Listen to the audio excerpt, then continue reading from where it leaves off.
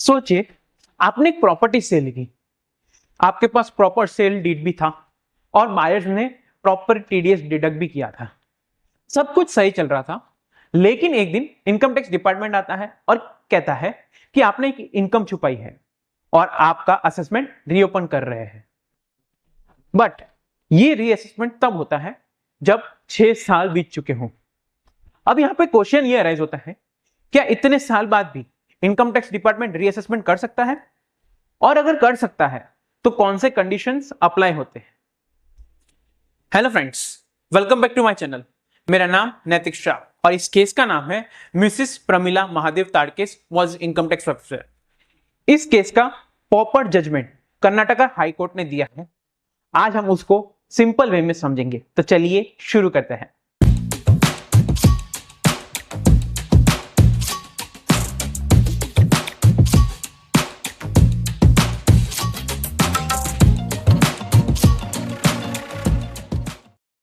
अब हम इस केस का बैकग्राउंड को समझेंगे।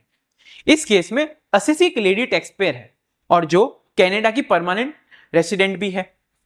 उन्होंने और उनके हस्बैंड ने 1996 में एक इमूवेबल प्रॉपर्टी परचेज की।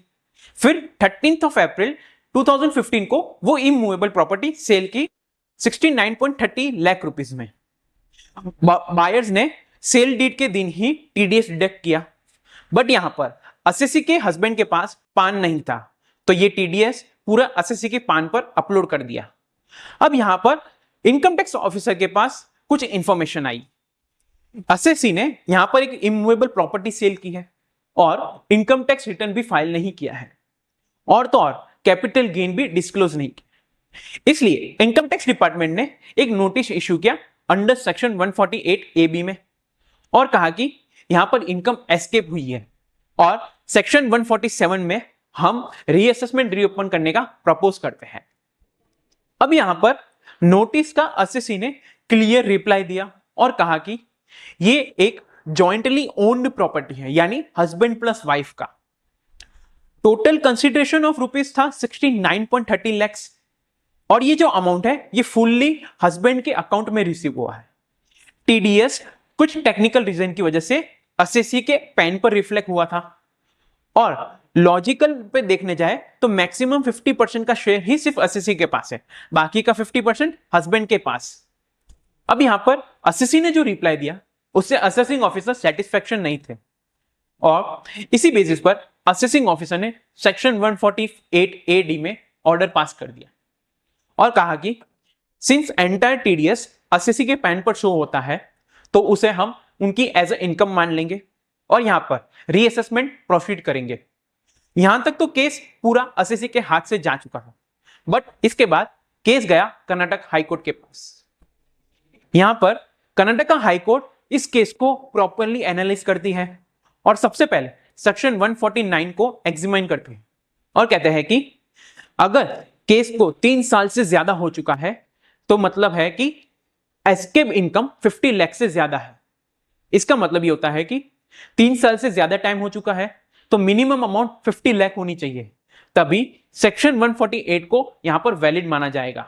अब यहां पर हाई कोर्ट ने असेसी का कैपिटल गेन का कैलकुलेशन किया। हाई कोर्ट ने सबसे पहले यह देखा कि जो इमूवेबल प्रॉपर्टी जो इन्होंने सेल की है उसकी अमाउंट थी 69.30 लाख रुपीस, जबकि ये एक जॉइंटली ओन प्रॉपर्टी है तो 50% शेयर असेसी का था। तो असेसी का मैक्सिमम अमाउंट हो सकता है, possible amount 34.65 lakh rupees approx. इस बेसिस पर हाई कोर्ट ने इंडेक्स कॉस्ट और इंप्रूवमेंट डिडक्ट करते हुए असेसी का कैपिटल गेन निकाला और कैपिटल गेन की जो अमाउंट है वो थी 28,09,825 रुपीस ओनली। अब यहां पर हाई कोर्ट ने इस केस को पूरा एनालिसिस करने के बाद हाई कोर्ट अपने फाइनल डिसीजन पर आई और हाई कोर्ट ने यह कहा कि एस्केप इनकम ही 50 लाख से कम है तो 149 के अंडर जो आप रीअसेसमेंट कर रहे हैं वो पूरी तरह से इलीगल माना जाएगा और सेक्शन 148 AB की जो नोटिस है उसको क्वैश कर दिया।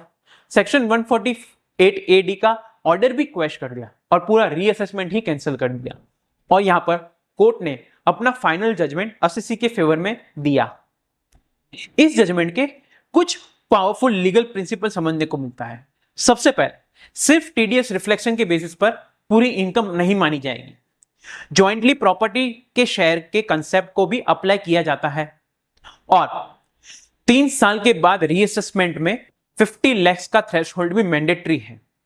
सेक्शन 149 एक पावरफुल शील्ड है हर एक टैक्स पेयर के लिए।